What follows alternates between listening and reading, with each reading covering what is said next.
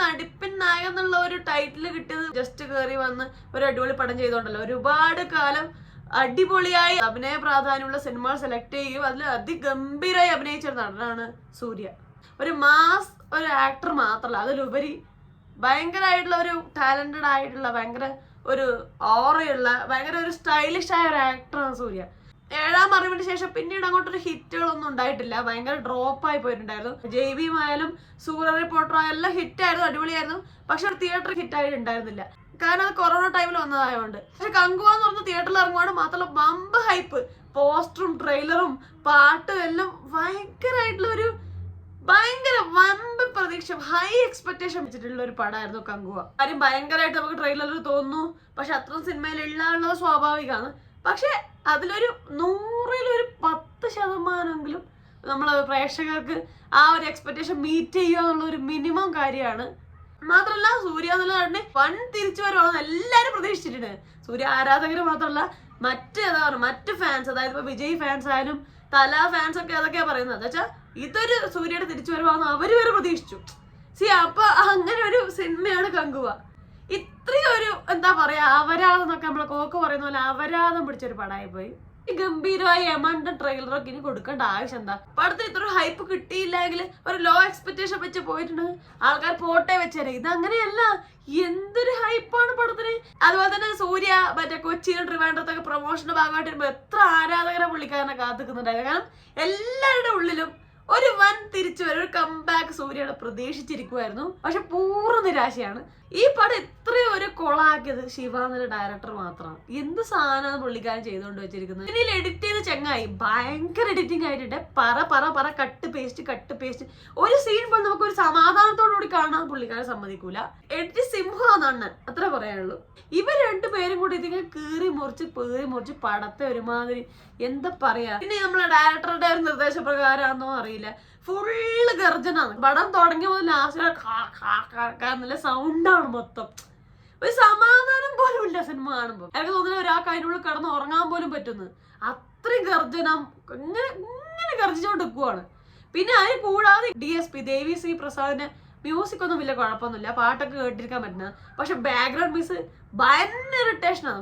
Irritation എന്ന് വെച്ചാൽ നമ്മൾ കേറിയിരിക്കും ഇങ്ങനെ എന്താ പറയാ, ഒരു സമാധാനം ഇല്ലാന്ന് അറിയില്ലേ, അങ്ങനത്തെ ഒരു അവസ്ഥയാണ്. ഇപ്പൊ ഒരു മനുഷ്യന് സമാധാനമായിട്ട് വേറെന്തെങ്കിലും ആലോചിച്ചിരിക്കാൻ അതുപോലെ സമ്മതിക്കൂല. ആ രീതിയിലുള്ള ബാക്ക്ഗ്രൗണ്ട് മ്യൂസിക് ഉണ്ടായിന്. പിന്നെ ഇതിൽ കൊള്ളാൻ സംഭവം എന്ന് പറയുന്നത് ഇതിന്റെ സിനിമാറ്റോഗ്രാഫി കൊള്ളായിരുന്നു. പക്ഷെ കാടിന്റെ ഇടയിലെ സീനും കങ്കുവ ഫ്രാൻസിസ് ആയിട്ടുള്ള 2 ക്യാരക്ടേഴ്സ് ആണ് നമുക്ക് ട്രെയിലർ കണ്ടപ്പോൾ അറിയാലോ. അപ്പൊ ഇതിന്റെ ഫ്രാൻസിസ് വരുന്ന സീനുകളിലും അതുപോലെ തന്നെ കങ്കുവ കാട്ടിലും കടലിന് നടുക്കുള്ള സീനുകളിലൊക്കെ സിനിമാറ്റോഗ്രാഫി ഷോട്ടുകളൊക്കെ കാണാൻ രസമുണ്ടായിരുന്നു. പിന്നെ അതുപോലെ തന്നെ VFX സംഭവങ്ങൾ അത്ര അബദ്ധമായിട്ടില്ല. എന്നുവെച്ചാൽ അവർ പുഴയുടെ ഇടയിൽ മുതലേ പിടിക്കുന്ന ഒരു സീനെല്ലാം ഉണ്ട്. അത് VFX സംഭവങ്ങൾ ആ ഭാഗങ്ങൾ എനിക്ക് ഭയങ്കര ഇഷ്ടപ്പെട്ടു. അത് നന്നായിട്ടുണ്ട്.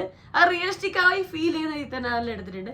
VFX അത്രയും കുഴപ്പമായിട്ടില്ല. എന്ന് വെച്ചാൽ കാടിന്റെ ഇടയിലുള്ള സീനുകളിൽ ഈ മഞ്ഞും സംഭവങ്ങളും അങ്ങനെ എല്ലാം കൊണ്ടുവന്നത്, പിന്നെ മൃഗങ്ങൾ അതിന്റെ ഇടയിൽ കാണിച്ചത്, അതെല്ലാം ഒരു VFX സംഭവം നന്നായിട്ടുണ്ട്. വെട്രി പള്ള സമയത്തിന്റെ സിനിമാറ്റോഗ്രാഫി നല്ല രസമുണ്ട്. നല്ല ഷോട്ടൊക്കെ നല്ല രസമുണ്ടായിരുന്നു. ആ കാടും വെള്ളത്തിന്റെ ഇടയിലുള്ള ഷോട്ടുകളൊക്കെ കാണാൻ രസമുണ്ടായിരുന്നു. പിന്നെ സൂര്യനെ പറ്റി പറയുകയാണെങ്കിൽ സൂര്യ 101% ഇട്ടിട്ടുണ്ട്. മാക്സിമം ട്രൈ ചെയ്തിട്ടുണ്ട് നന്നായി അഭിനയിക്കാൻ. മാത്രമല്ല ഫ്രാൻസിസ് നല്ല ക്യാരക്ടർ ഭയങ്കര സ്റ്റൈലിഷ് ആയ ഒരു ഫ്രീക്കി പയ്യനാണ്. ആ ഒരു ലുക്കും ആറ്റിറ്റ്യൂഡും സ്വാഗ് ഒക്കെ നന്നായി വന്നിട്ടുണ്ട്. അതുപോലെ കങ്കുവ എന്നൊരു ക്യാരക്ടറിന് വേണ്ട ഒരു ആറ്റിറ്റ്യൂഡ് സംഭവങ്ങൾ എല്ലാം നന്നായി വന്നിട്ടുണ്ട്. പക്ഷെ അധികം ഡയലോഗ് കിട്ടുന്നില്ല. കൂടുതലും കങ്കുവയ്ക്ക് ഗർജിക്കാൻ മാത്രമേ ഉള്ളൂ. പിന്നെ ഫ്രാൻസിസിന്റെ കാര്യമായിട്ടൊന്നും ചെയ്യാനും ഇല്ല. കങ്കുവ തന്നെയാണ് ഈ സിനിമയില് ഒരു ലീഡിങ് ആയ സംഭവം. അതിലൂടെയാണ് സിനിമ ഡ്രൈവ് ചെയ്യുന്നത്. അപ്പൊ സൂര്യയുടെ ഭാഗത്ത് സൂര്യ മാക്സിമം കൊടുത്തിട്ടുണ്ട്. അതിനിടയിൽ കുറച്ച് സമയത്ത് സ്ക്രീനിൽ എനിക്ക് തോന്നുന്നു 10, 30, 20 മിനിറ്റോളം ആരും ഇല്ല. എന്നുവെച്ചാൽ സൂര്യ ഇല്ല, ബോബി ഡിയോൾ ഇല്ല, തിഷ പട്ടാണിയോ അല്ലെങ്കിൽ യോഗി ബാബു ആരും ഇല്ല. കാട്ടിലെ കുറച്ച് സീനും കുറെ ആൾക്കാർ ഇങ്ങനെ അടികൂടുന്നു, കുറെ ആൾക്കാർ ഇങ്ങനെ ബഹളം വെക്കുന്നു. 1970 കാലഘട്ടം, അതായത് കങ്കുവയുടെ കാലഘട്ടം, അതുപോലെ 2024 ഫ്രാൻസിന്റെ കാലഘട്ടം, അങ്ങനെയാണ് കാണിക്കുന്നത്. അപ്പം ഇതില് പഴയ കാലഘട്ടം കാണിക്കുമ്പോൾ ഒരുപാട് ട്രൈബൽ ഇൻസ്ട്രുമെന്റ്സും അവരെന്തൊക്കെയോ കുക്കി വിളിക്കുക, അവരെന്തൊക്കെയോ ഒച്ചയാക്കുക എന്നല്ലാതെ അതിനൊരു കാര്യം സംഭവിക്കുന്നില്ല. ട്രൈബൽ ലൈഫ് കാണിക്കാനാണോ? എന്നാൽ ട്രൈബൽ ലൈഫ് കാണിച്ചിട്ടില്ല. അവരിങ്ങനെ കൂക്കി വിളിക്കുക, എന്തൊക്കെയോ പ്രാകൃതമായി എന്തൊക്കെയോ പറയുക ചെയ്യുന്ന കാര്യങ്ങളൊക്കെ കാണിച്ചിട്ടുള്ളത്. ഇപ്പൊ എക്സാമ്പിൾ പറഞ്ഞ ബോബി ഡിയാണ് ഇൻട്രോ കുഴപ്പമില്ലായിരുന്നു. ഇൻട്രോ കഴിഞ്ഞിട്ട് ഒന്നുമില്ല കാണിക്കാൻ. പുള്ളിക്കാരൻ ഇങ്ങനെ വെച്ച് നോക്കുന്നു, അപ്പൊ ക്യാമറ ഇവിടെ വെക്കുന്നു, പിന്നെ പുള്ളിക്കാരൻ ഇങ്ങനെ വെച്ചപ്പോ ക്യാമറ ഇപ്പുറം വെക്കുന്നു. അപ്പൊ അങ്ങനെ എന്ന് വെച്ചാല് ഒന്നും കാണിക്കാനില്ല. എനിക്ക് തോന്നില്ല സംവിധായകൻ ഒന്നും ഉദ്ദേശിച്ചു ഈ പടം എടുക്കുമ്പോ. ഇപ്പൊ സൂര്യനെ വെച്ച് പടം ഒന്ന് ബൂസ്റ്റ് ചെയ്ത് ഹൈപ്പാക്കി എന്തൊക്കെയോ കാണിച്ചങ്ങ് ഒരു പടാക്കാന്നുള്ള ഒരു പ്രതീക്ഷയിൽ ശിവ എടുത്തതാണെന്ന് തോന്നുന്നു. ഒരു സാധനമില്ല. പിന്നെ ഒടുക്കത്തെ പാസ്സാണ്. അത് സഹിക്കാൻ പറ്റുന്ന ഒരു പാസ്സല്ല, ഒരു കുട്ടിയായിട്ടുള്ളൊരു പാസം കാണിക്കുന്ന സംഭവം ഉണ്ട്. പാസ സംഭവങ്ങളൊക്കെ കുറച്ചൊക്കെ ഉണ്ടാവും നല്ല തന്നെ, എന്ന് വെച്ചത് ഒരുമാതിരി വല്ലാതെ ആക്കുക. എന്നാൽ നമുക്ക് ആ ഒരു പാസത്തിലൊന്നും ഫീൽ ചെയ്യുന്നുമില്ല. ഇതിലൊരു ക്യാമിയോ റോൾ വരുന്നുണ്ട്, നമുക്ക് അറിയാം. ലാസ്റ്റ് ട്രെയിലർ, ഇപ്പൊ റിലീസ് ട്രെയിലറിനും ലാസ്റ്റ് കാണിച്ചത് ക്യാമിയോ റോൾ വരുന്നുണ്ട്. ക്യാമിയോ റോൾ വരുമ്പോൾ നമുക്ക് തോന്നും എന്തെങ്കിലും ഒരു മാറ്റം സംഭവിക്കുന്നു. വലിയ മാറ്റമൊന്നും സംഭവിക്കാനില്ല. പക്ഷെ എങ്കിലും ക്യാമിയോ റോൾ കാർത്തി വന്നപ്പോ ആ ഒരു രസം ഉണ്ടായിരുന്നു. കുറച്ചുകൂടെ കാർത്തിയെ നല്ല രീതിയിൽ പോർട്രേറ്റ് ചെയ്തിട്ടുണ്ട്. സൂര്യ പറയുന്നത് ഒരു എന്താ പറയുക, ഒരു വീക്കായ ക്യാരക്ടറായിട്ട് നമ്മളതിൽ പ്രസന്റ് ചെയ്യുന്നു. ഇങ്ങനെ അടിക്കാനും കുത്താനും നമ്മൾ ആ നാട്ടുകാരെ രക്ഷിക്കാനും പോകുന്നല്ലാതെ ഒരു ക്യാരക്ടർ വൈസ് ഒരു പവർഫുൾ അല്ലാത്തൊരു ക്യാരക്ടറായിട്ടാണ് സൂര്യ തോന്നുന്നു. കാർത്തി അതിലും ഒരു പവർഫുൾ ആണ്. ഞാൻ നെഗറ്റീവ് ഷെയ്ഡ് ഉള്ളതുകൊണ്ടോ അല്ലെങ്കിൽ വയലൻസ് ഉള്ളതുകൊണ്ടല്ല പറയുന്നത്.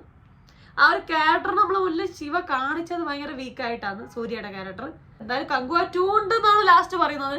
ഇതെന്നെ സഹിക്കാൻ പറ്റില്ല. ഇനി കങ്കുവ 2 ഏത് ലെവലായിരിക്കും എന്ന് പറയാൻ പറ്റില്ല. വേറെ ആരും തിരക്കഥ ചെയ്ത് വേറെ ആരും സംവിധാനം ചെയ്താൽ കങ്കുവ 2 കാണാൻ പറ്റുമായിരിക്കും.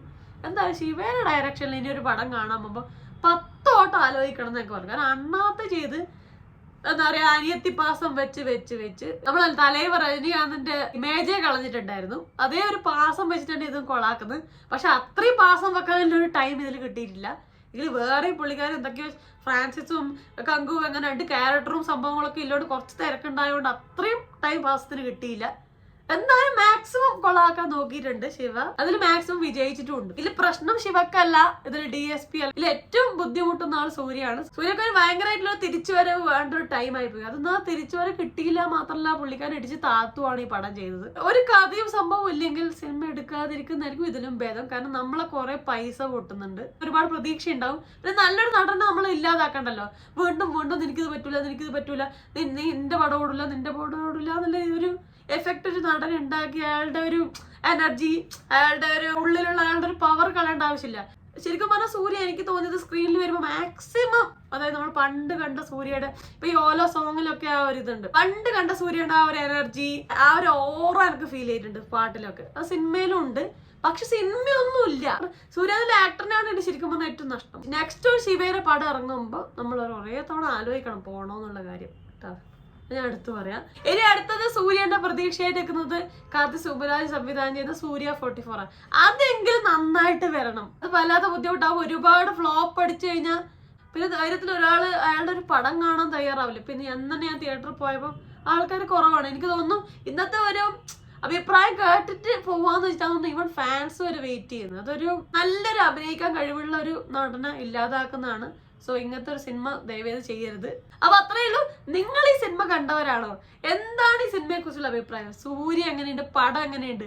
നിങ്ങൾക്ക് സഹിക്കബിൾ ആയിരുന്നോ പടം? എല്ലാം താഴെ കമന്റ് ചെയ്യുക. അപ്പൊ അത്രയേ ഉള്ളൂ. നിങ്ങളൊരു സൂര്യ ഫാൻ ആണോ? അതും താഴെ കമന്റ് ചെയ്യാം. ഒരു സൂര്യ ഫാൻ്റെ അഭിപ്രായം, ഈ പടത്തെ കുറിച്ചുള്ള അഭിപ്രായം എന്താണ്? അതും താഴെ കമന്റ് ചെയ്യണേ.